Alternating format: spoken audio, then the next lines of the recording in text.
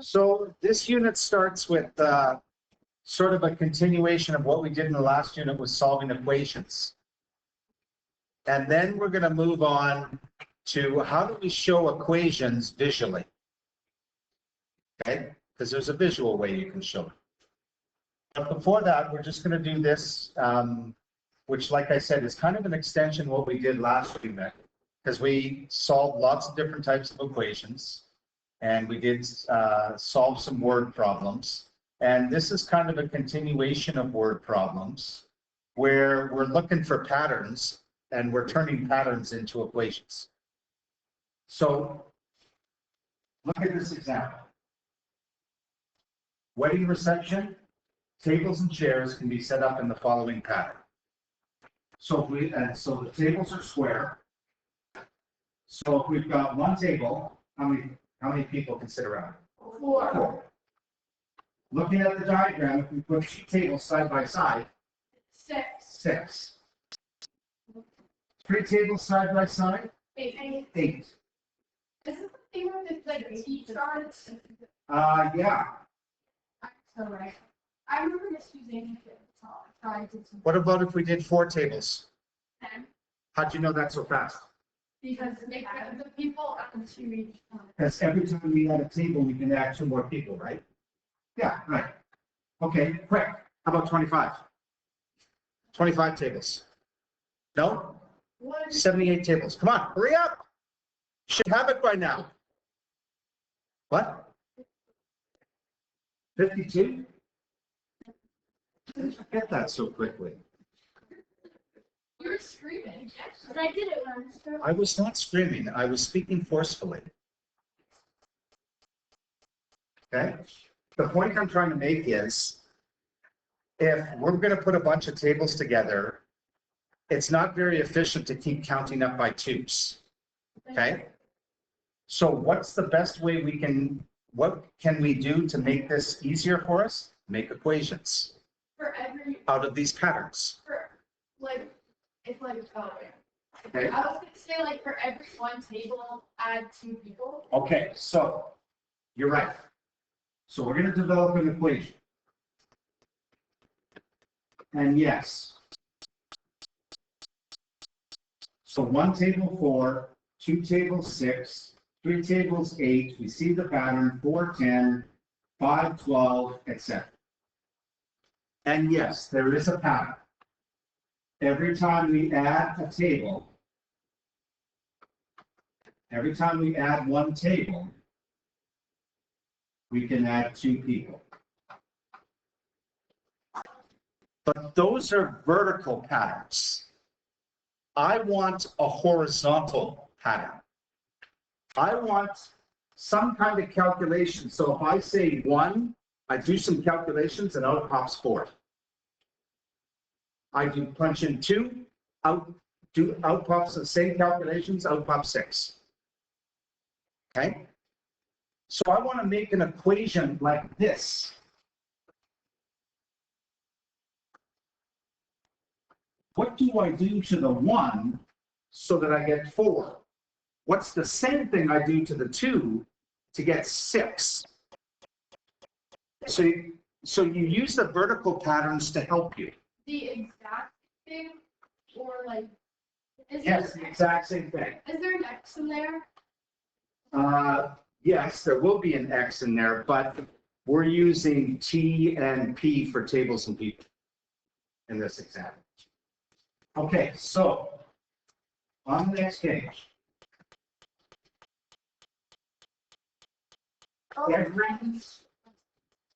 Wait, just kidding. I have like 2 things. Increase of one table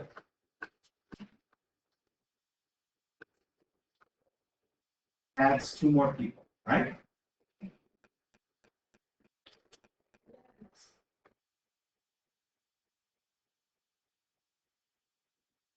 This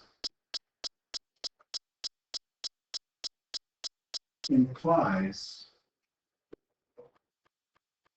multiplying by 2 in my equation.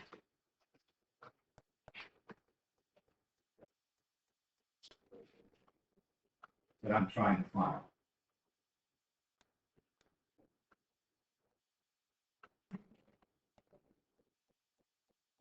Okay, yep, Would you do like times 2 plus 2 for each one? that's eventually what we're going to see. So what happens when I did 1? Let's just do the first couple again. 1, so 1 was 4, then 6, then 8, right? So if I times 2, times 2, times 2, I'm not going to get these answers, am I? What's 1 times 2? 2. How much do I still have to go? 2. What's 2 times 2? How much do I still have to go? 3 times 2. How much do I still have to go? See, the same thing happens every time. So once I figured out after times 2, I could figure out, oh, well, I'm short, but all I have to do is add 2. Okay? So you need to add 2 after multiplying 2.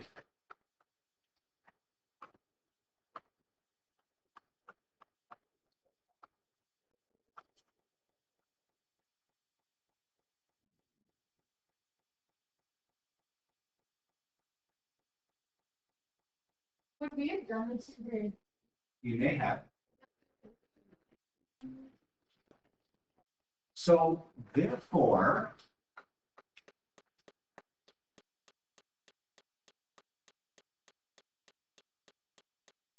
if I take the tables times 2 plus 2, it will equal the number of people.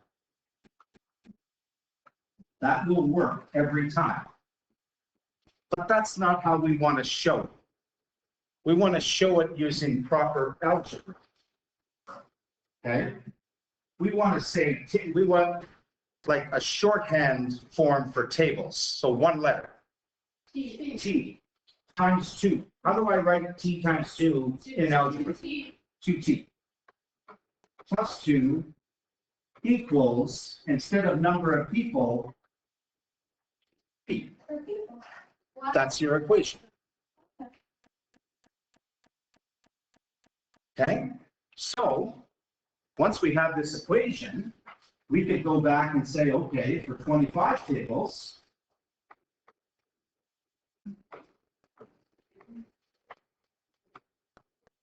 two times 25 plus 2, this is going to be 52 people. Look how fast we figured that out.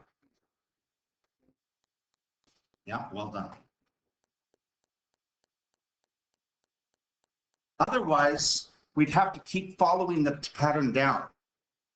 Like as you go down towards 25, you have to keep adding 2. That's not very efficient. We want to find a pattern going across, and that pattern's an equation. Before we move on to a couple of examples, okay, I'm going to throw a couple of tables at you. And I want to see if you can figure out the equation. So I'm going to go, instead of P and P, I'm going to do X and Y. And I'm going to say, okay, 1, 5, 2, 9, 3, 13. Can you figure out how to calculate Y if I give you X? What do you have to do to X? Well, look for the multiplication first. How much am I going down by in this column? 4. That means times 4 should be in my equation. So I'm going to multiply 4x, or x times 4. But that's not going to give me the answer, is it? I have to add 1 every time. And that will give me Y.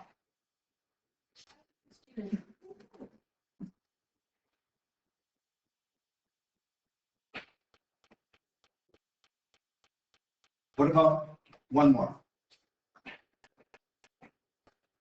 Sorry, I'm running out of space here. 1, 2, 3.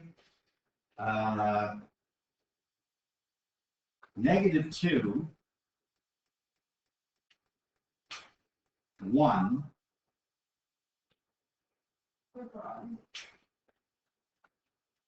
4. Don't let the negative throw you. Look for what you have to multiply.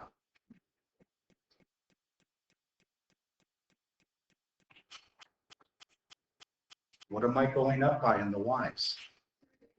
3 every time. Doesn't that mean that I have to multiply the x's by 3? Now what? What happens? -5, excellent, is going to be y. Okay.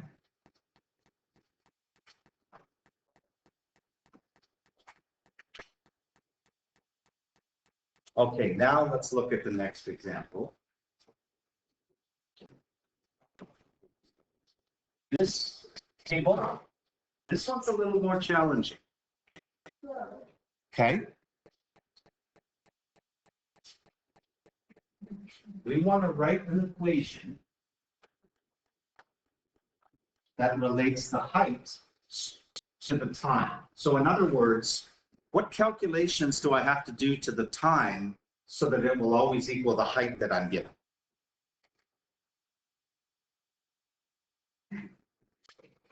Well, what's happening?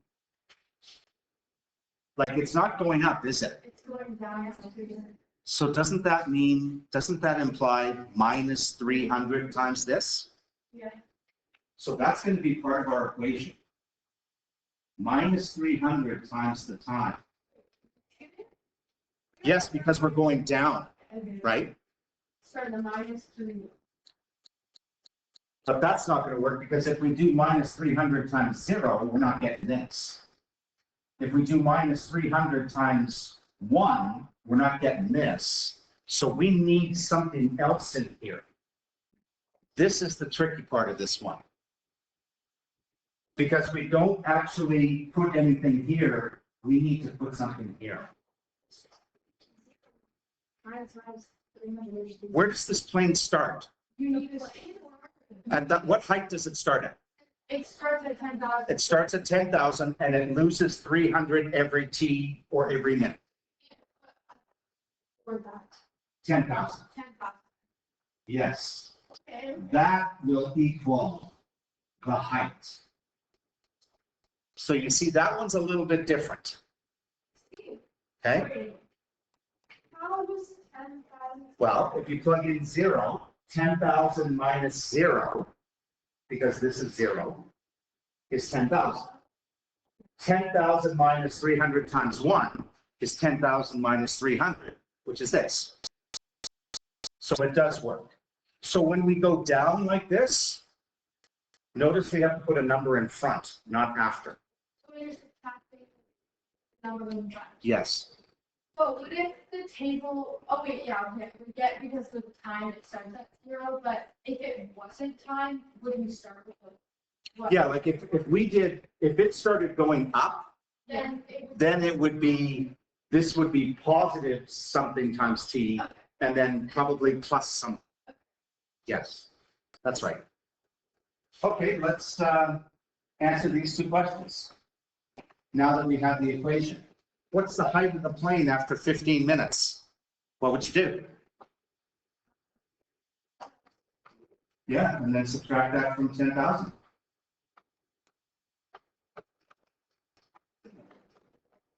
You just plug 15 in for t and calculate.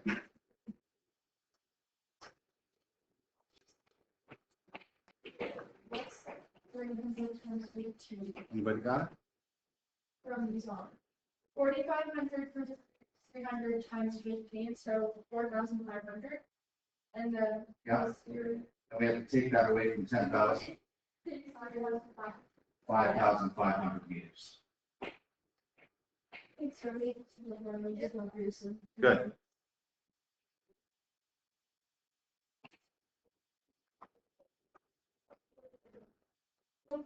how long after beginning its descent or going down does the plane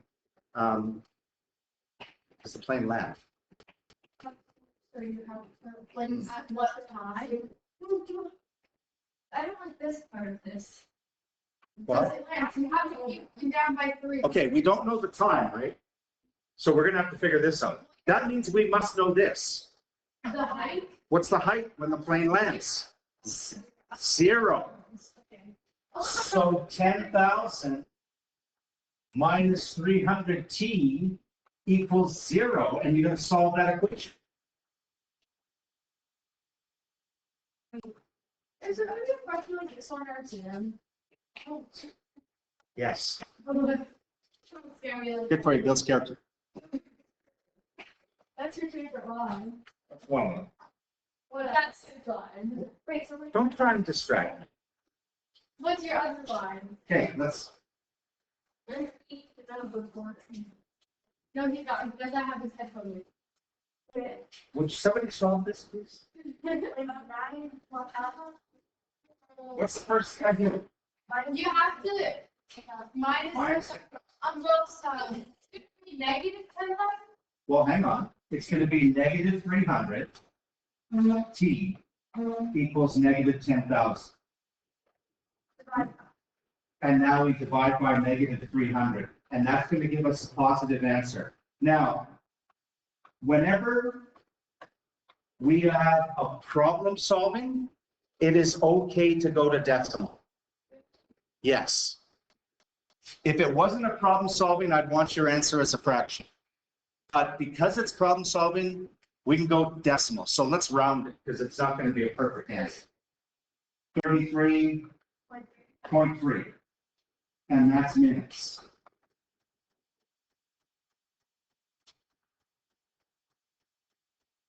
Okay? So,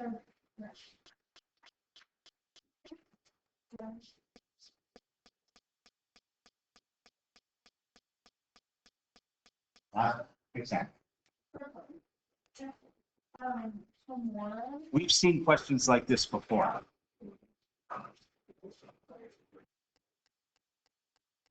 I called Kelly's Cabs. I was told the cost of a cab ride was a fixed cost of $3.60, so I had to pay that no matter what, plus $1.50 for every kilometer I rode.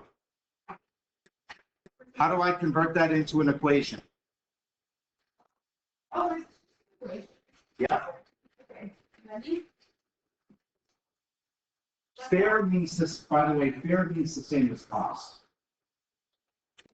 8 kilometers. First variable is kilometers. Okay?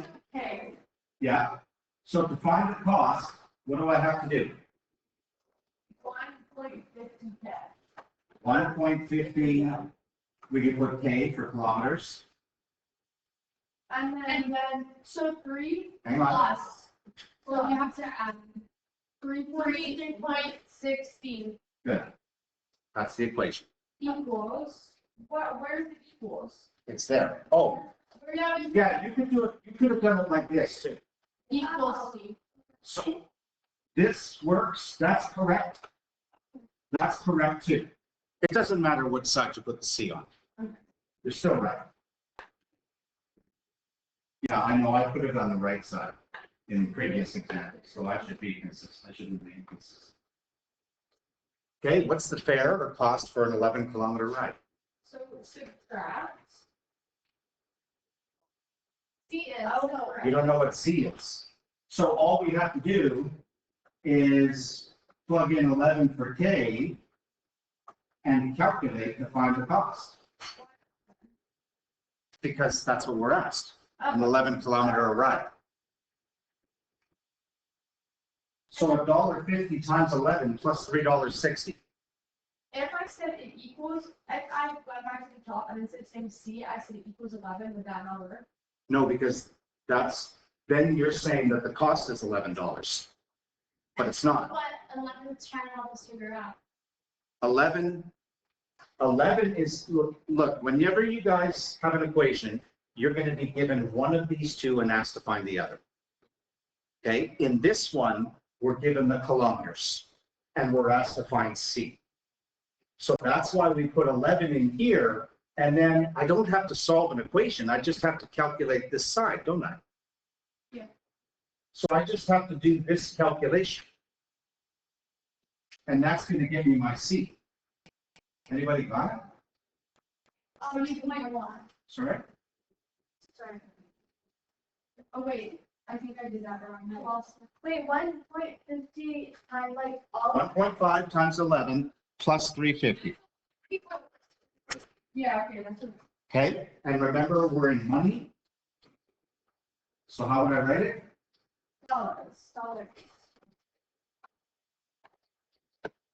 Like that? You, so. A what? Hey, here we go. A what? A what? You said something. I said dollars.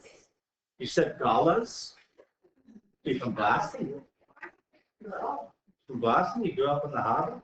Why am I here for? Because when I asked you, you were like, kind of rubbing it in that look at all the long hair.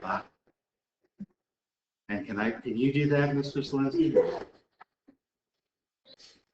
This is wrong. This is a communication error. Round it doesn't, you have to round it to 20. Add a 0. It's not 10 cents. Yes, it is. No, it's not. Otherwise, it'd be 20.01. Oh, exactly. Yeah. Yeah. Remember, money, you always need 2 decimal places. If it doesn't have a second one, add a 0. Seems you might be back on that third block. Drive? It doesn't.